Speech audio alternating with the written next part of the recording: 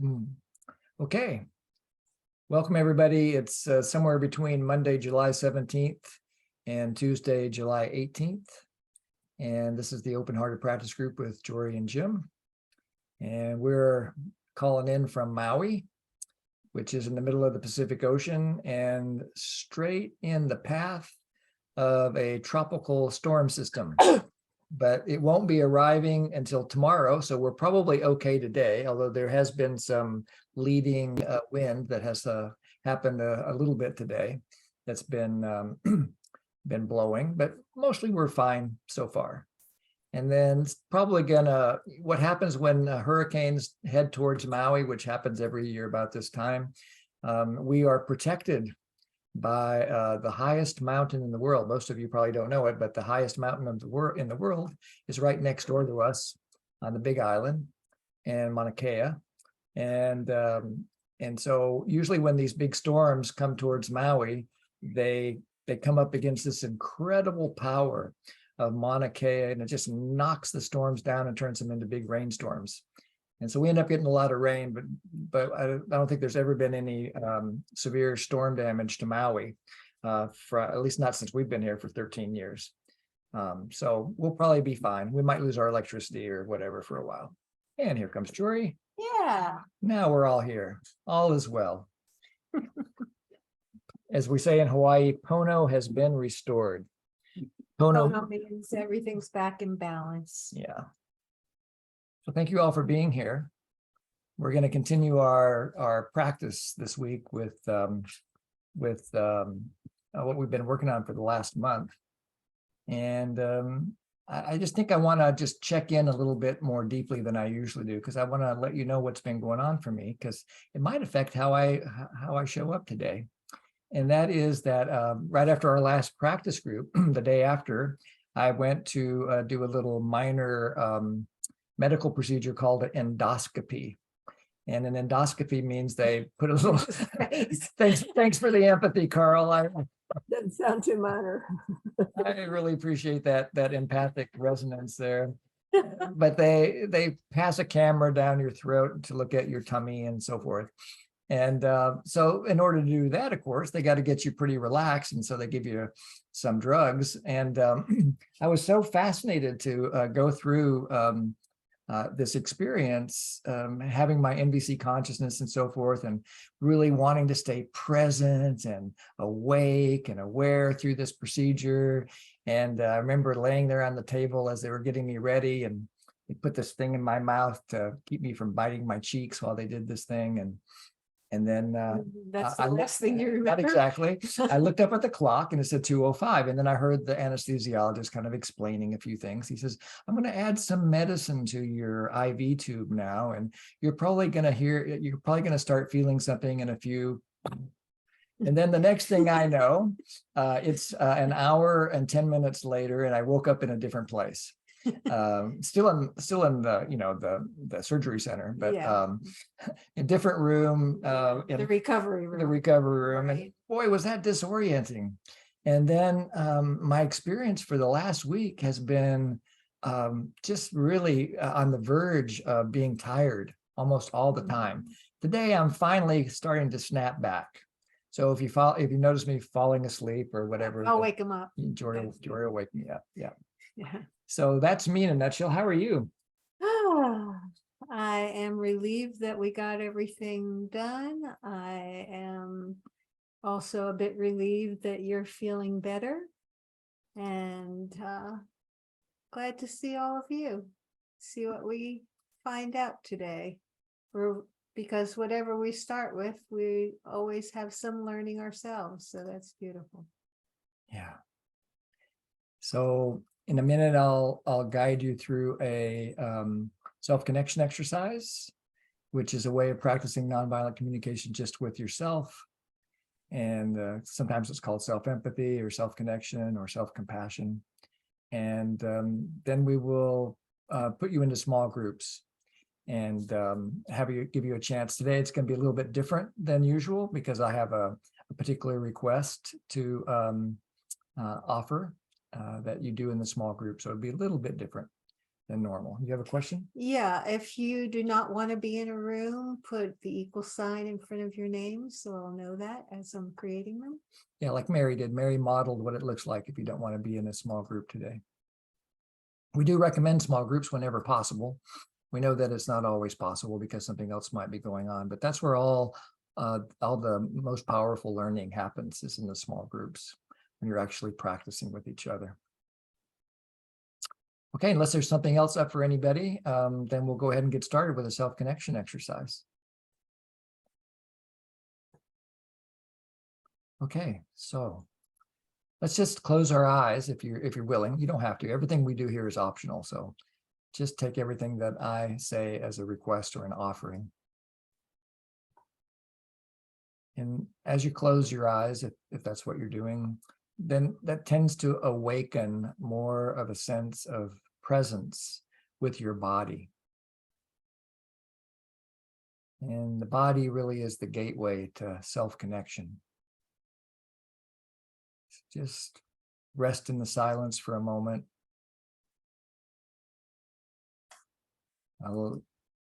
Allow yourself to feel whatever you're feeling in your body.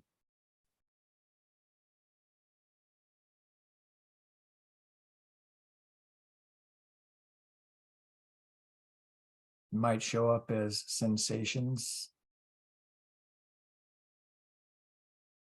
like a tingle or sense of pressure,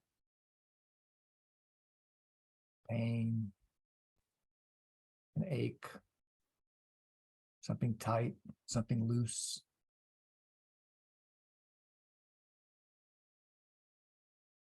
Just notice whatever sensations arise. Usually awareness of a sensation only lasts a second or two before you shift and notice something else.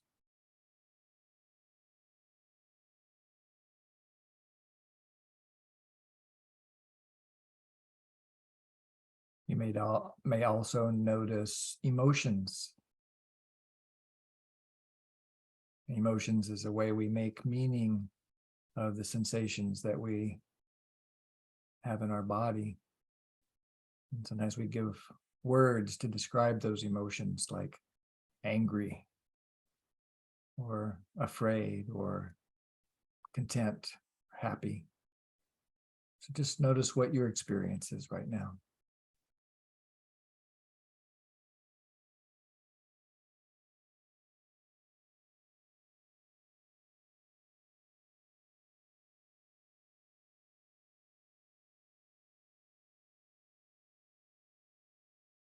So you now have a palette of at least two things that you can observe. You can observe your sensations. You can observe your emotions. You can also observe your thoughts. Just notice that you might be thinking. If not, please teach me how to do that. If you are thinking, just notice the thoughts and see if you can gently coach yourself to go back to the body. Just for this exercise, both thoughts and feelings are important, of course. But for this exercise, just tuning into the body.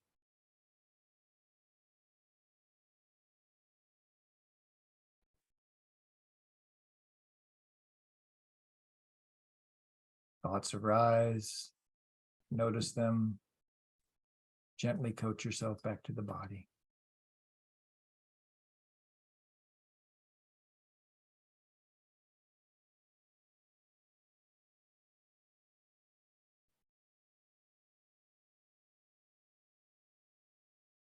Then consider the question, what's important to you right now?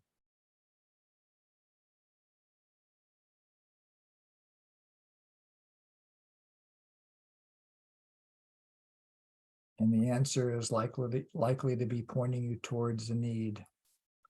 What in nonviolent communication we call a need, this universal shared experience. What's important to you right now? Did you arrive here hoping for connection, learning, growth, fun,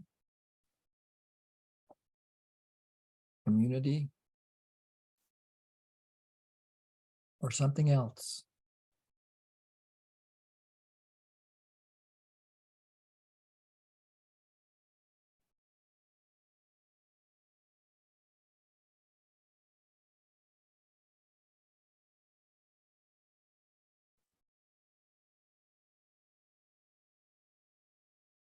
If you have a name for the need, that's great. If you don't have a name for the need, that's also great. Just notice the energy of the need. And if you do have a name for the need, like maybe it's learning, for example, see if you can allow yourself to experience the energy of that need, that impulse to learn.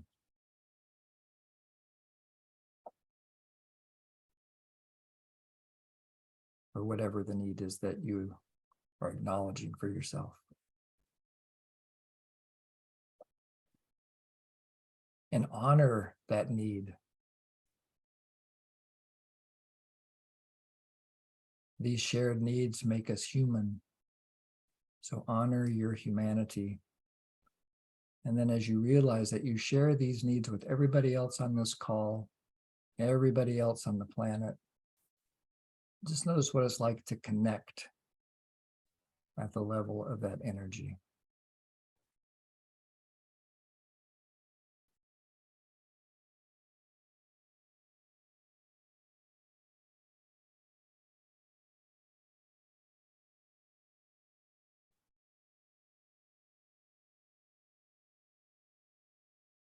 And finally, ask yourself, what would make my life most wonderful the next hour and 45 minutes?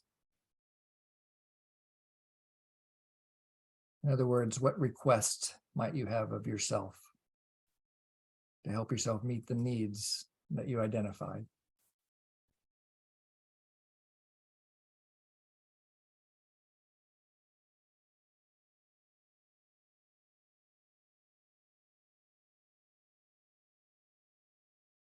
If you've closed your eyes for the exercise, you can allow them to open. And you can look at who we are today in our community.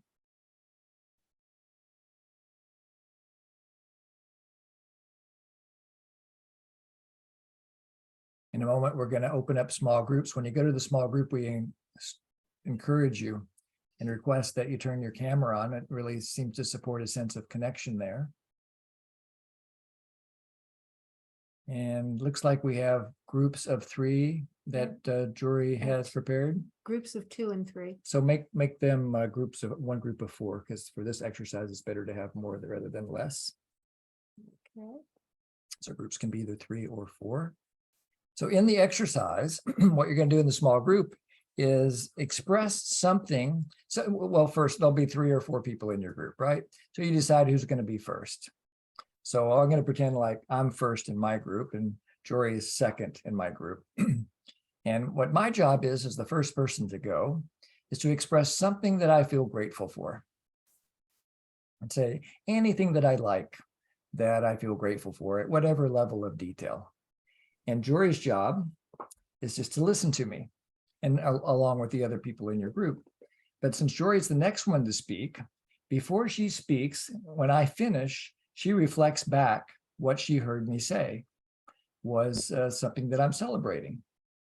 And then she checks, did I get it?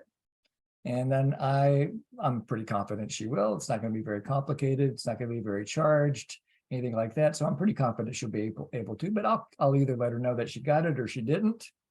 If she did, then we celebrate that, and then it's her turn to talk.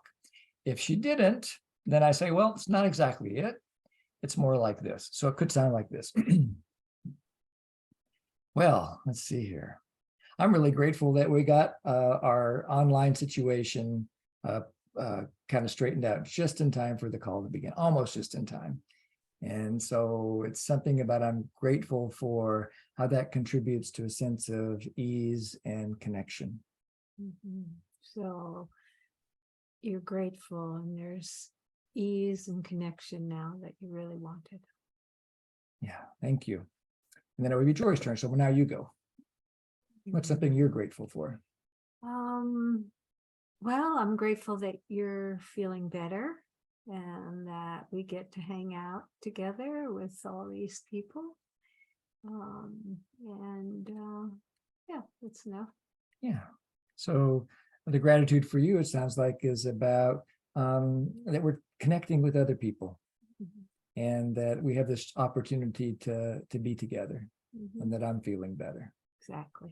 Yeah. So, and then it would be the third person's turn and so forth. If you get finished before the 15 minutes is up, great, do another round. And we call it a gratitude fest or a gratitude party. The main thing is a chance to practice self-connection because you need to know what you're grateful for. That's the self-connection part. Then a chance to practice expression, to share what's alive in you with somebody else. Then a chance for somebody else to catch it, to empathize, to reflect what's important to you. Any questions about that? And try and keep it balanced. So if you're speaking, just be aware of how much time you're taking and to make space for everybody. And if you're not the speaker, but you're feeling some sense that you might not be able to have enough time to speak, you can speak up and say, are you good? I go next, or yeah, can I go next as soon as possible? Something like that. Something like that. Yeah, but so keep your expressions short so to make it easy for the other person to be able to reflect what you hear. Okay. Okay, we've got somebody to assign. If you would move your hand, thank you.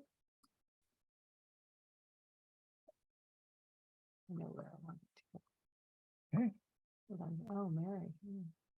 Hold on a sec. Someone decided he didn't want to be there.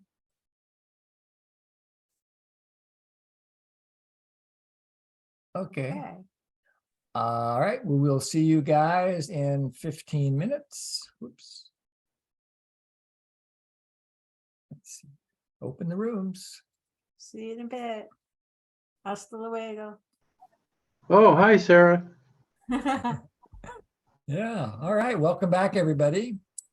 And love to hear any reports you have of your small group experience, especially what you're noticing right now in your body after having the practice of reflecting and being reflected like that. If there's anybody that would like to share what your experience is, I'd love to hear it.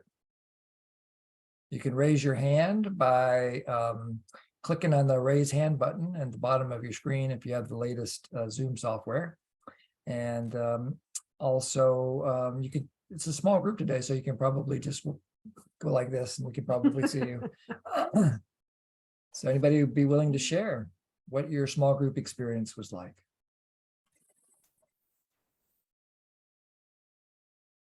Don't all shout at once. There you There go. you go. All right, go ahead, Tracy. Hi, Tracy. You're still there. You go. I'm not used to the mouse here. We had a lovely group experience, but I noticed that Paige came back online and I just wanted to say hi. I'm so glad you made it back. We were worried you got lost. I don't know what happened. I'm back though. Oh, good. Nice. So you said you had a lovely experience, Tracy. What was lovely about it? Connecting with the different people from all over the world, Mhm. and hearing their gratitude just makes you feel even more grateful.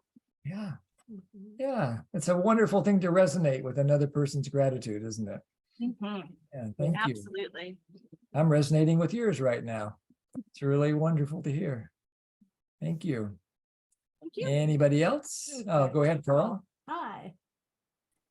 Well, we had some resonance around being in nature and having a rooster or a chicken in the background. That just seems like it's really a home when you hear the sound of the clucks and the rooster, you know, at 4 a.m. saying, "Get out of bed, it's time to get going." I don't know. There was connection to nature and also a sense of repair and rupture of that repair, repairing the rupture within the family, which is such a tender bond, and just connection. I'm coming out of a community for 4 days in Asheville, North Carolina, where we did a compassion camp. And there was a lot of playful puppy piles and kind of seal like on top of each other, where there's touch and smiles. And it's almost like healing, beginning to really heal the COVID virus isolation feeling. Hmm, So thank you very much for sponsoring this call tonight. you're welcome. You're Wonderful very to hear your welcome. report. And I'm glad you had that retreat experience. Thank you. Anybody else? If you're waiting to be the last person, this is your chance. I'm, Go ahead, Paige. yeah, I don't know how to put my hand up, but I wanted to say I'm grateful for Tracy kind of taking the initiative to get our group going. And so she said it right. We did make some connections there, but she was partly the impetus for getting that to happen. So thank you, Tracy. Wherever you are, I don't see you now. Did she go off? So I think she's still here unless she fell off the call. Nope, I'm Oh, still there she here. is. I see her on my screen. Yep. Okay, great. I see her now. All right. Thank you, Tracy. Thanks, Paige. Anybody else?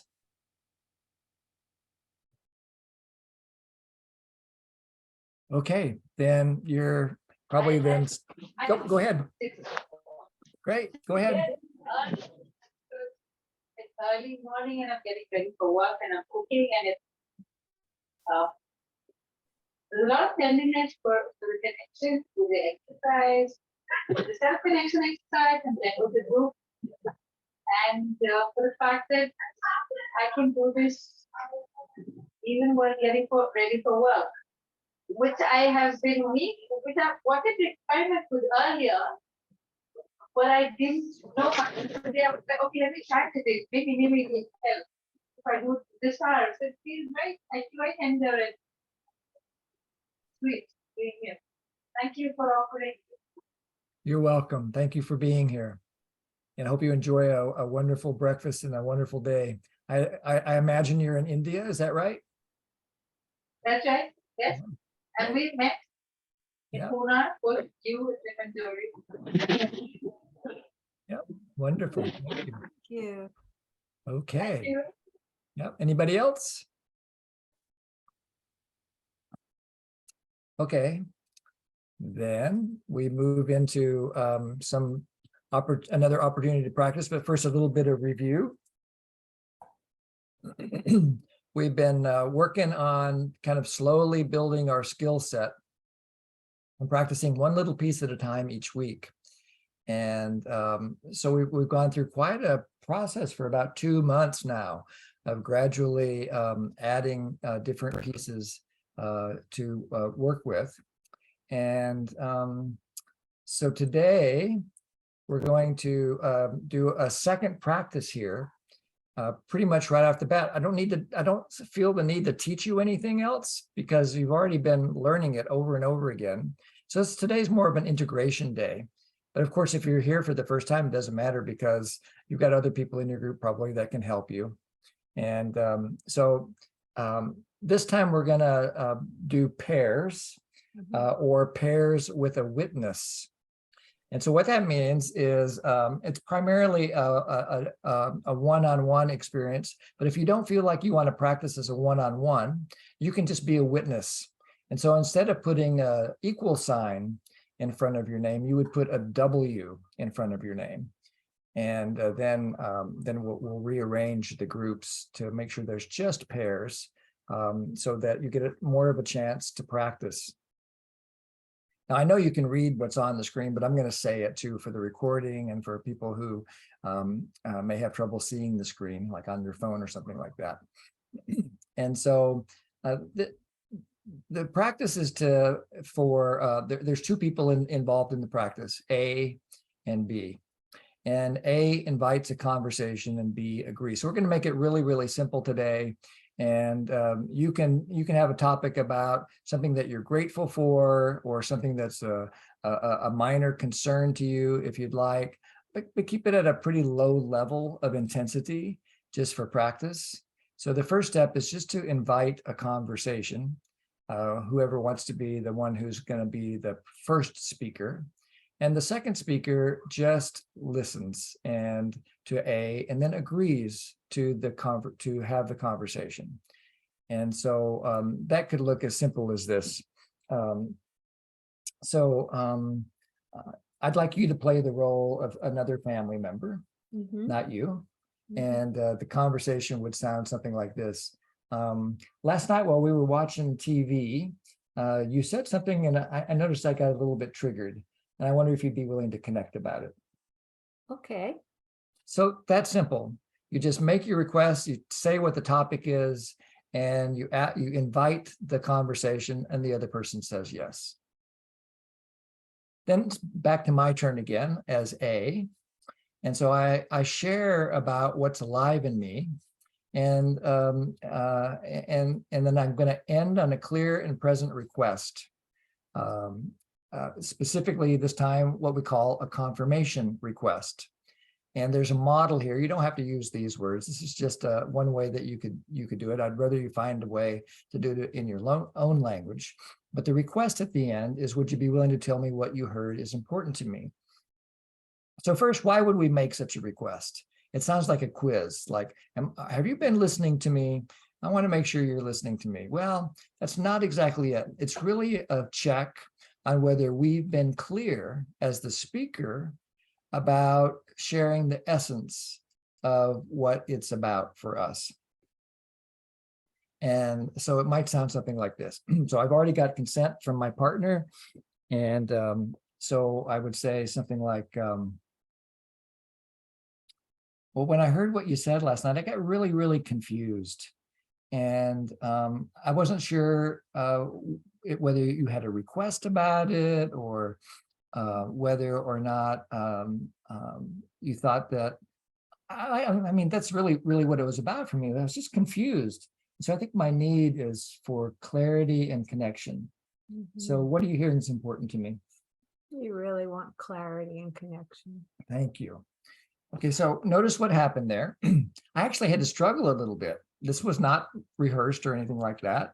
And I'm trying to find out exactly what my need is while I'm in the middle of talking about it. So I'm kind of checking in with myself. I finally find the word that points to a need. I share what my need is. And then I ask, Jory, would you be willing to tell me what you heard is important to me? She reflects it back. And then what the thing that next comes out of my mouth was thank you. By the way, I would say thank you no matter what she said. So if she said, oh, so learning is important to you, I would say thank you. But in this case, she guessed right. What I'd like her to add this time, excuse me, is I'm going to say, would you be willing to tell me what you heard is important to me? Mhm, And then you're going to do the best you can. And then you're going to finish with your own request. Did I get it? mhm. Okay, so I'm going to say pretty much the same thing I just said. So, I've been struggling for the last, I don't know, the day, really trying to figure out what it was where we got a little tangled up last night. And so I think I'm really needing some clarity. What are you hearing is important to me? Yeah, I hear the clarity is important to you. Did I get it? Yeah, that's it. Thank Mhm. you. Okay, so now that takes us to step 6.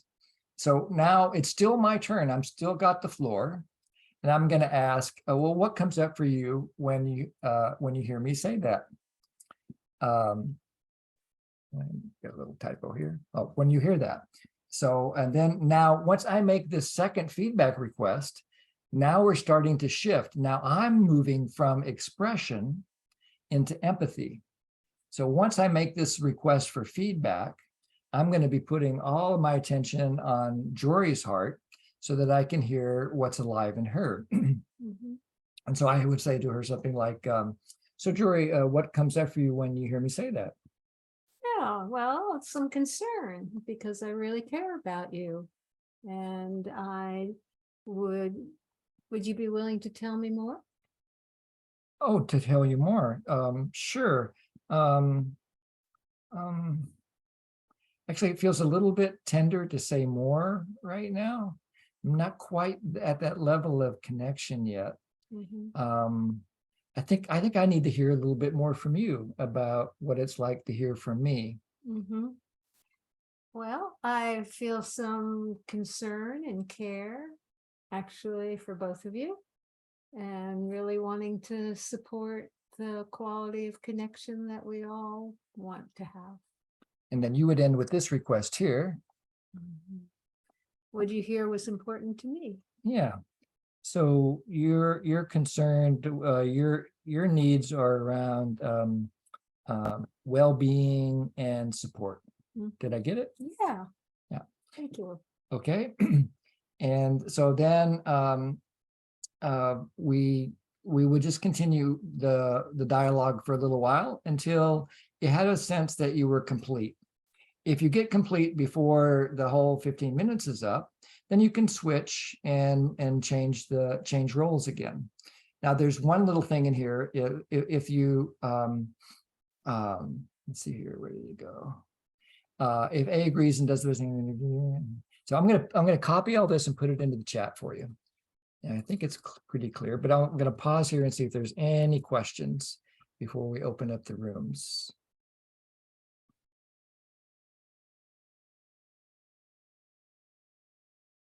Oops. Oops. Is there? Okay. Okay. Gotta hit return. So take a look at that. Mhm.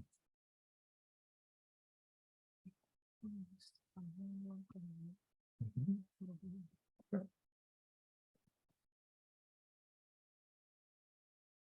Anybody got any questions about the process?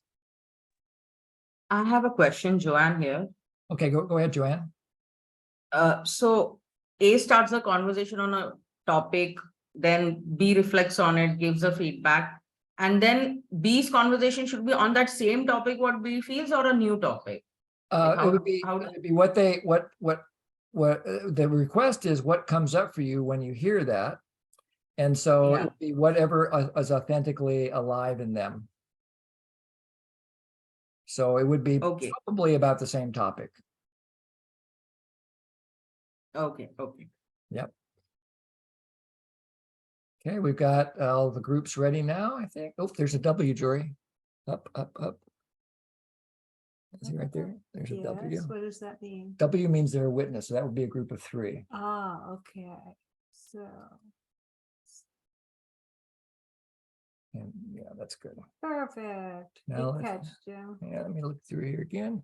Okay, so again, we're going to do this for about 15 minutes. And there should be plenty of time for everybody to practice. Looks like all the groups are ready, except for I'm going to move We've this got to, 3 over here. Can we move one of that's a those? W, there's a W there, see? Oh, what is that? Oh, W this means one. witness, yeah. So I'm Right. going to put this one here.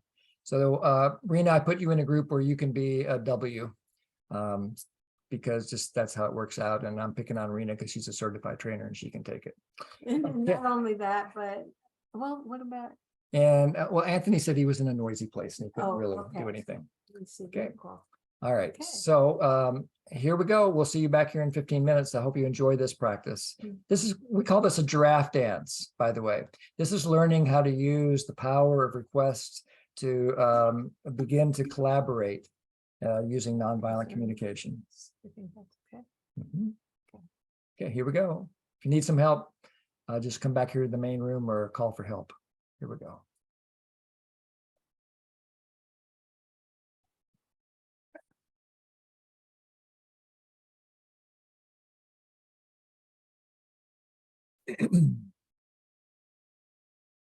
All right, welcome back. There was a little bit of shuffling people in on their thing, and so that was probably kind of discombobulating for some of you, but thanks for your patience as the groups kept kind of changing and people falling off, and I felt like I was playing a video game, trying to move people and keep them in groups, so that was kind of fun.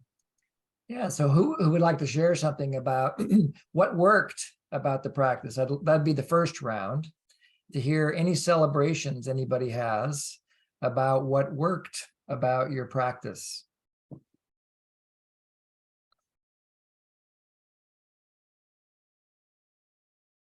Yeah, Sarah Joy and then Pooja. Sarah Joy?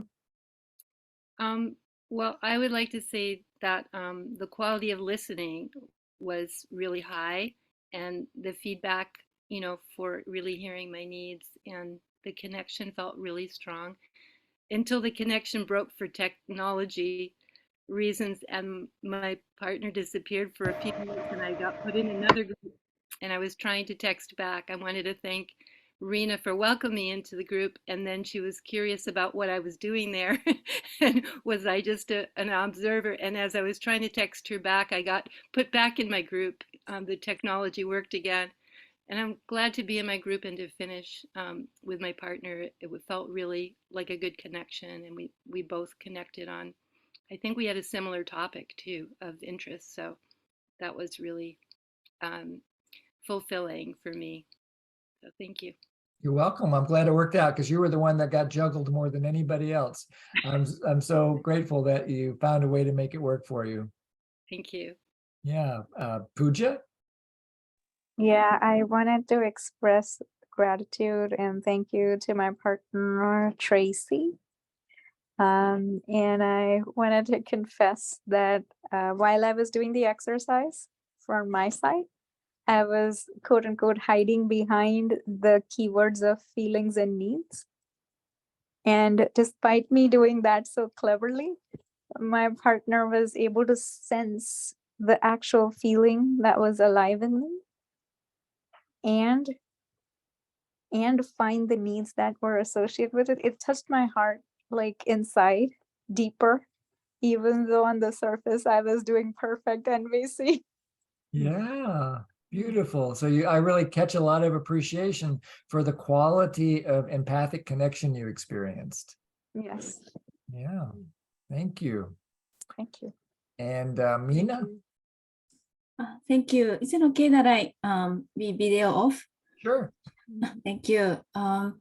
I enjoyed that intentionally asking for what reflection or what connection I need, like choosing how they feel or asking for reflection was very helpful. So I thought I want to do that more in my life, and I really enjoyed sharing and listening. Yeah, thank you. You're welcome. Thanks. Glad you got a chance to experience that. Don? Let's see if the sound's working. Yep, perfect. Oh, good. Yeah, wonderful experience both ways in my sharing, and then needs met reflected back from partner. And I was looking at the section of your book to help make it list needs met by her sharing, and gosh, we were able to just cover a whole broad spectrum. It felt really good, and even add some needs that weren't listed in your book, like volunteering and contributing as an example. So a wonderful high quality sharing experience, both directions. I'm glad to hear that. Thank you. Yeah, really met needs for connection and kind of a flow. That's what I love about this giraffe dance process, is it can really support a sense of flow where not one person has to take control or try to, that it can be something that's really collaborative. Tracy. So I find I'm very appreciative of this practice to begin with. I find myself jumping to the problem solving before really sitting with a feeling. Like with my partner, I wanted to help her and give her a lot of advice, but because of the thing, I just had to have those giraffe listening ears on and sit with the feelings.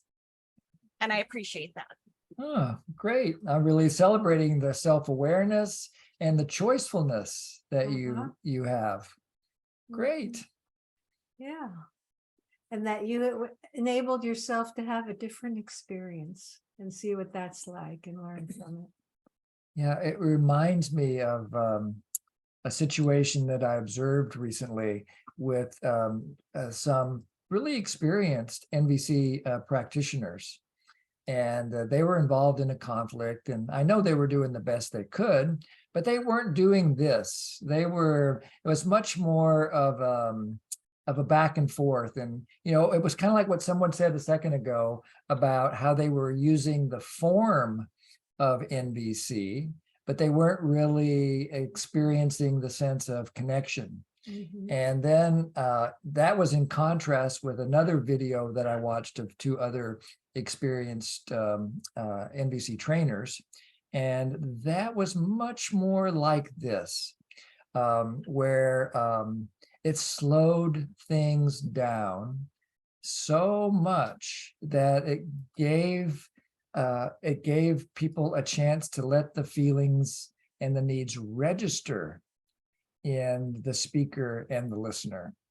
And so I really appreciated, that's part of what inspired today's exercise, was watching what happened.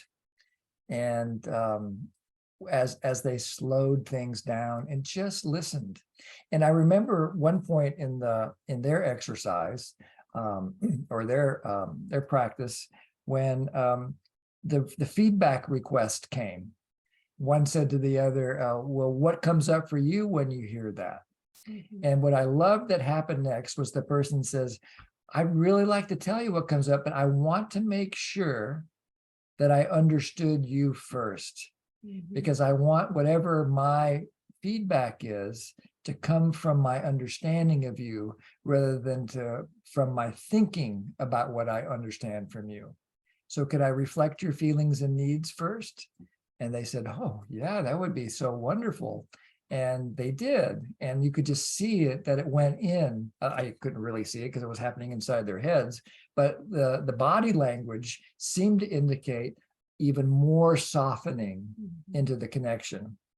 And I know that when we get tangled, and my tendency, I'm kind of, I lead a lot with my left brain. I'm really good with logic and being a debater, and I was a journalism major, and I know how to prove a case, and I probably could have been a good lawyer and blah, blah, blah. And so instead of listening to Jory, I'm starting to build a case against whatever she has said. And when I either notice that or she reminds me with a request to come back to feelings and needs, then there's a softening.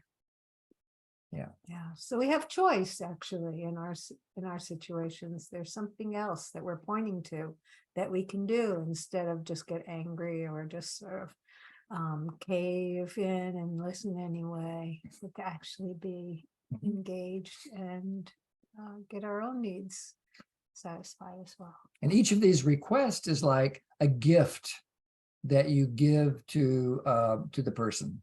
So when you say, would you be willing to tell me what you heard was important to me? You're giving a gift not only to the other person, but to yourself. You're giving a gift to the system of connection that you're involved in. Excuse me. Likewise, when you are making that feedback request, it's a gift. You're sending a signal that, wow, now I'm ready to receive you. I'm really ready to open my heart and take in what you have to say. So these requests are like signals that we can send to each other. Before we go to the next practice, I want to see if anybody got stuck with anything. Did anything feel incomplete or not as satisfying as you would have liked? And maybe you'd like some coaching or advice.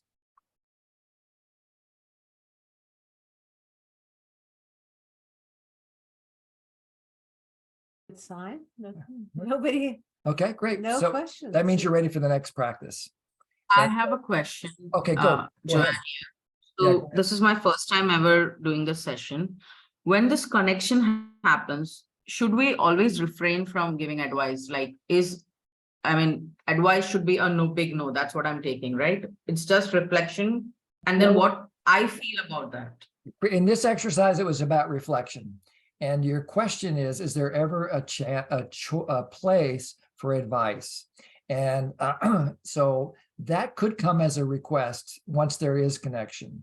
And that's actually kind of points to the next exercise that we're going to try, because advice might be a part of what happens next. Yeah, and it helps to ask, would you like to hear what's going on for me? Would you like to hear my advice? That's creates a safer space. Yeah. And so let's look at how that might go.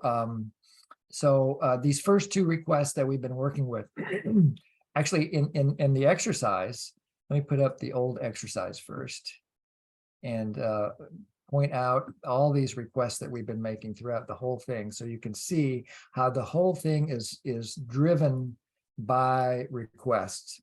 So first, there's invites.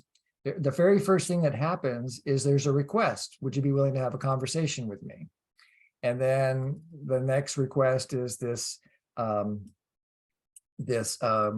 confirmation request. So that's a request. And then there's another request that happens. Did I get it? And then the next request comes is, what comes up for you when you hear that? So these are all different kinds of connection requests. Would you be willing to tell me what you heard is important to me again? And did I get it? And what comes up for you when you hear that? So these three requests are driving a connection towards collaboration. And you don't want to hurry up collaboration, but when you're ready, somehow you know. And if you don't know, then wait, just stay in the pattern until you get that sense of connection. And then at some point, you can move towards collaborating. And it would begin with, in this case, we're going to say A.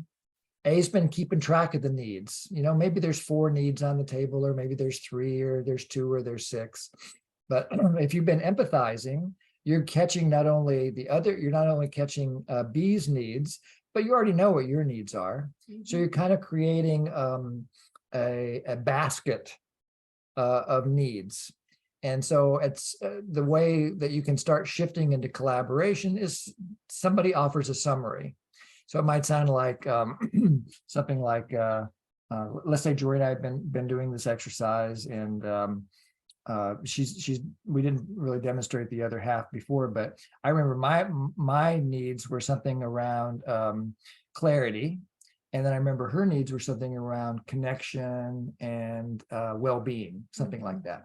So if I'm A, I say, so if I'm remembering correctly, and I'm with us right now, there's needs on the table for clarity, connection, and well-being. And I say, did I miss anything? Yeah, and so then I'm gonna connect with myself and see if there's anything else, because he's making space for that. He's actually inviting me to do that.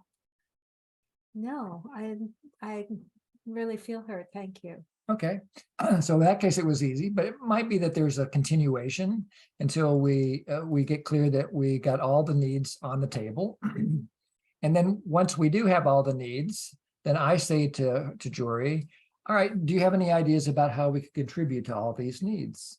So this is what we would call an action request. And this is moving in the direction of perhaps advice, but it's not like I know the right thing to do, which is where the energy that advice often comes from. At least when I'm giving advice, I already have got it figured out. I just need to fix you. And so this is actually a way, again, of slowing things down by staying focused on needs. And I say, do you have any ideas about how we could contribute to all these needs? And then I would come up with something or say no. Do you? Yeah. So let's just say she says no. I can't think of anything. And so she's, can you? And I would say, yeah. So I would like to propose a meeting amongst our family members sometime in the next, I don't know, before Friday. So maybe we set aside 20 minutes in order to gain clarity, support our mutual well-being, and create some connection. So what did you hear was my proposal? That we would get together and spend time trying to work through whatever this is. Yeah, thank you. That it, and that it happened within the next 3 days for about 15 minutes. Right, so you put a time frame on that to be really, really clear, both the time frame of how soon we would do it and how long we would spend on it. Yeah, thank you. And so now I would go back to the other pattern because now I want her feedback to see if this would work for her. Mhm. So how does that sound to you? I'm glad to do it, and I'm just worried the 15 minutes wouldn't be enough. Yeah, Is Yeah. there a possibility to have a little bit more flexibility so that we're not feeling rushed? yeah. For me, it can be flexible, but I want to check with the other family members Right. and make sure that it works for them to have some flexibility because I know they're probably busier than we are. And so, yeah. So maybe we start with an agreement of 15 minutes and then with an opportunity to extend or schedule a second meeting if we need it. How would that be? Yeah, I just think we should be open if we want more time and find out, is there a space for more time Great. now? Great. So we'll aim for 15 minutes Mhm. and let's check our books right now and see, and then we'll check in with the other two and see if it works for them. But how would tomorrow at noon work for you? Let me check my schedule. And so on. So now you see how we're collaborating. And the point is we're moving towards a consented next step. We're looking on consent on a next step. We're not trying to necessarily solve the whole problem, so to speak. Right. We're just trying to get to the next step. So let's stop the share here and find out what the question is from Priyanka. Yeah, Jim, thank you. My question is, there's a lot of research that shows that consent is always not the best way to solve any issue. Like there are things like groupthink where people, just to have consent, they end up doing things that are unethical, that don't meet, and actually end up not meeting needs for the wider audience. So this is just something I'm struggling with when it comes to group work in general. So I'd love to hear your thoughts on that. I understand that that's true. People will tend to cave, and say, well, okay. And then they will not be actually willing. So I want to hear their response very clearly and have a sense of that. And I might even say, are you sure this really works for you? If you have any concern at all that they might be that it might not be working for them really, and they're just saying that. Yeah, and I would also just add that in a 2 people or 3 people, it's one thing. Yeah. When you're working with a group of 20 or Mhm. 15, it's a whole different skill Right. set. And True. similar skills can help, but I think your sensitivity to the awareness of our habit of submission is important. Mhm. And so if I'm the one making the proposal, I'm not going to take a cheap yes. Mhm. If they say yes, I'm going to say, I'm going to just notice their body language, the other ways that they're communicating with me. I'm going to check my own body. And then I'm going to go to my authenticity and I'm going to trust, based on our relationship for 43 years or 44, I kind of lose the math nowadays. 44. Then, I have a lot of trust that Jory's not going to submit to my proposals. Believe me, I have a lot of trust that Jory's not going to submit to my proposals and probably vice versa. But if I sensed it, I would slow it down and go back to the first exercise that we did to make sure that we had unpeeled all the needs. Okay? Does that help, Priyanka? Yes, thank you. Okay, great. Well, let's open up the groups again for 15 minutes. We're leaving them the same For the most part. for the most part, but there's a few people that have left, so I got to do a quick movement here. So there'll be let's see, there's 3 in most groups, a couple of 2s. Great.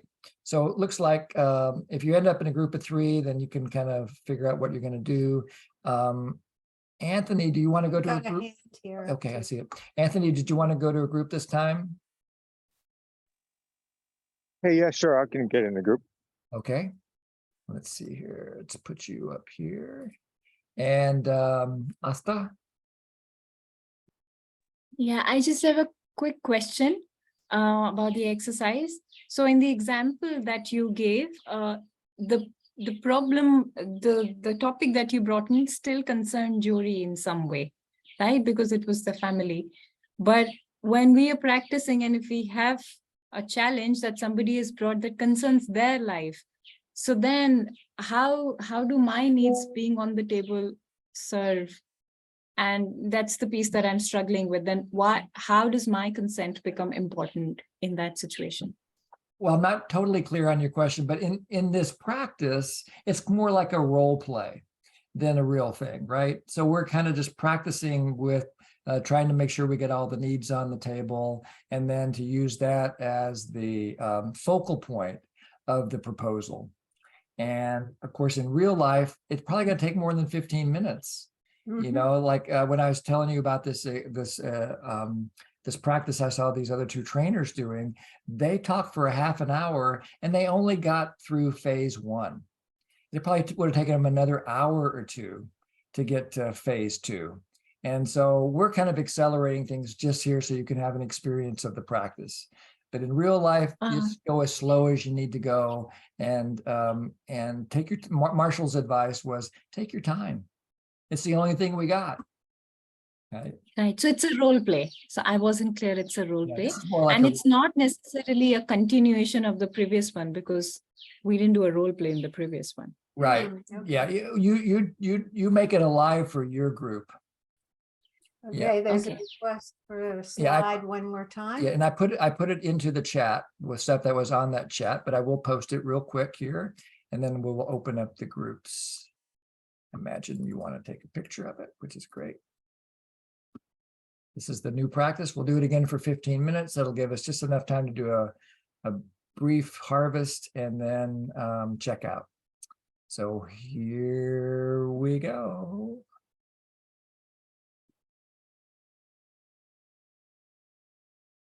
Boom.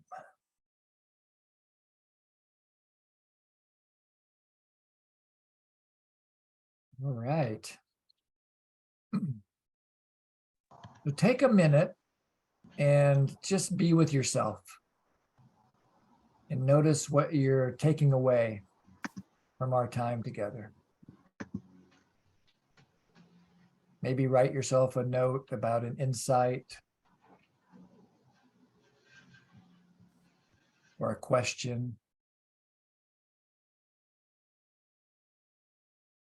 What are you taking away?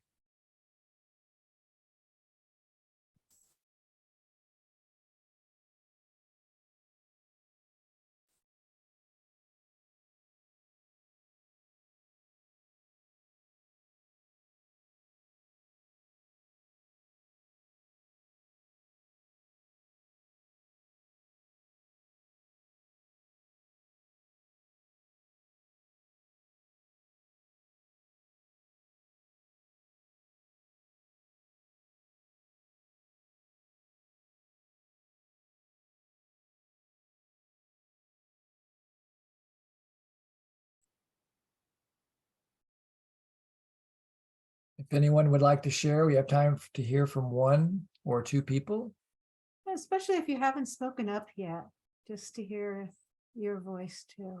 if you're It could willing. be something that you liked, or go ahead, Joanne. Thanks for raising your hand. So this is the first time I'm ever doing something like this, right? And I'm so grateful to all of you, especially my partner who was in the room, because what I realize is asking the question, did I get it right, is a game changer. In the conversation today, that's what I realized, because I heard the conversation, I heard what she said, and I made my own perception and inferences, and I reflected it in that way.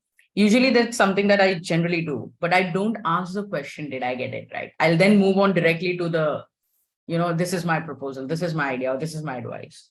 Asking that one question, and when she said, no, that's not what I meant it something else, that changed the whole solution, the whole conversation. So I'm really grateful for that one question, did I get it right? I'm going to ask that from now on every single time I have a conflict or an even in a general conversation. Thank you so much. Yeah, Thank you. That's a wonderful insight. Yeah, beautiful. I want to give credit to my very first mediation teacher for that question, that request. That was about 8 years before we met Marshall. And that was an integral part of the way that my teacher, Cynthia Olson, taught mediation. When mediators do the same thing you do. We assume we understood, but Cynthia coached us to slow it down and make sure, confirm that we got it. That's such a powerful process, powerful request. Priyanka.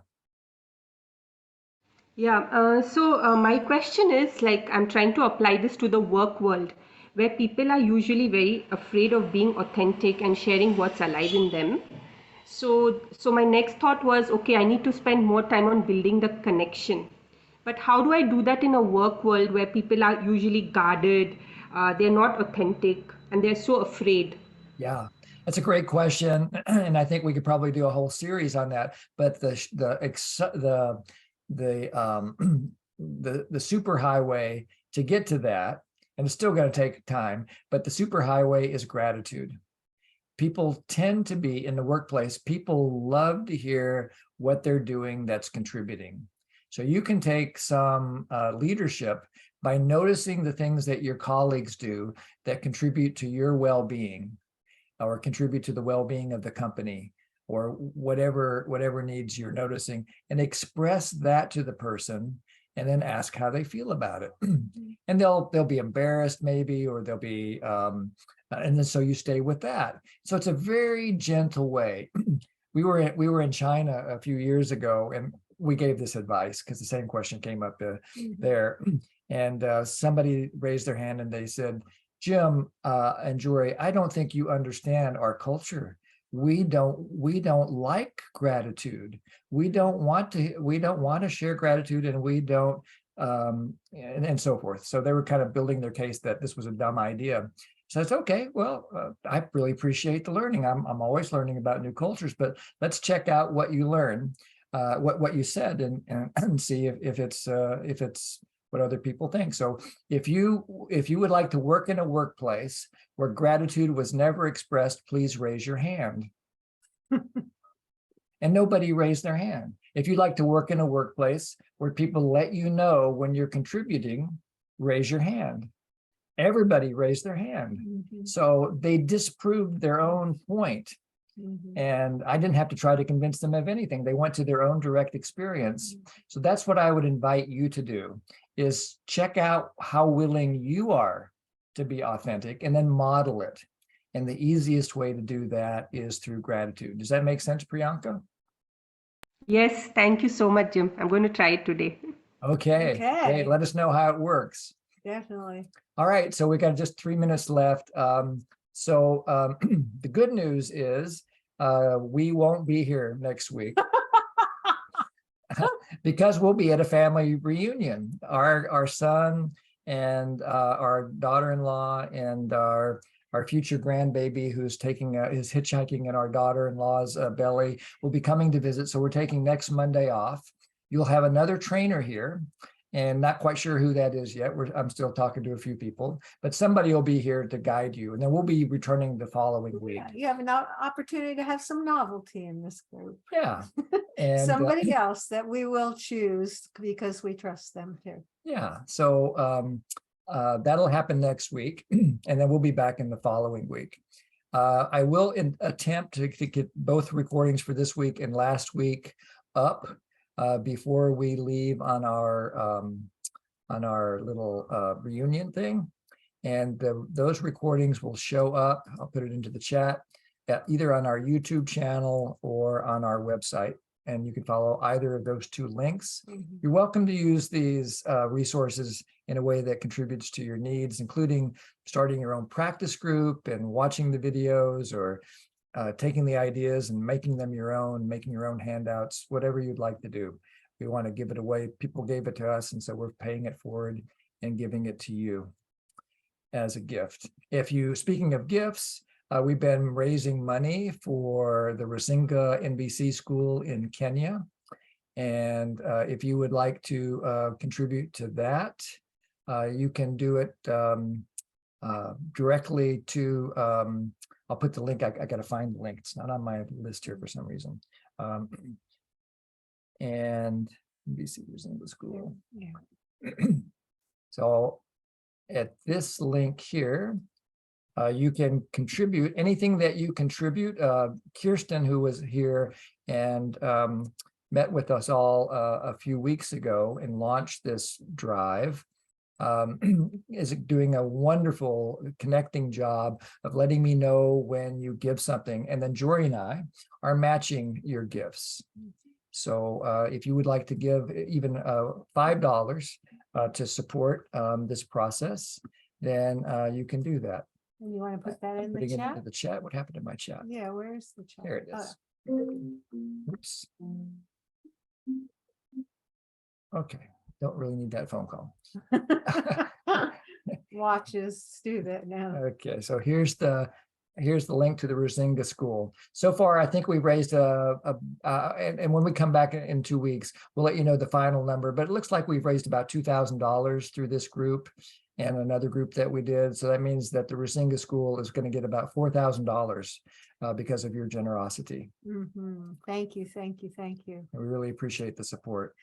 And let's see, I think that's enough for today. It's 1 minute past 6. If you want to stick around and hang out with people, you're welcome to do that. Jory will make some small groups for you. Oh, I will. Yeah, I know you love to contribute.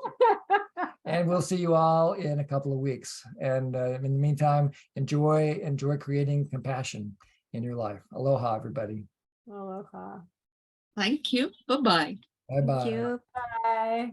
Take care. Mahalo nui loa, aloha, have fun, be safe. We'll miss you guys. Thank you. We'll be back. you. Yep.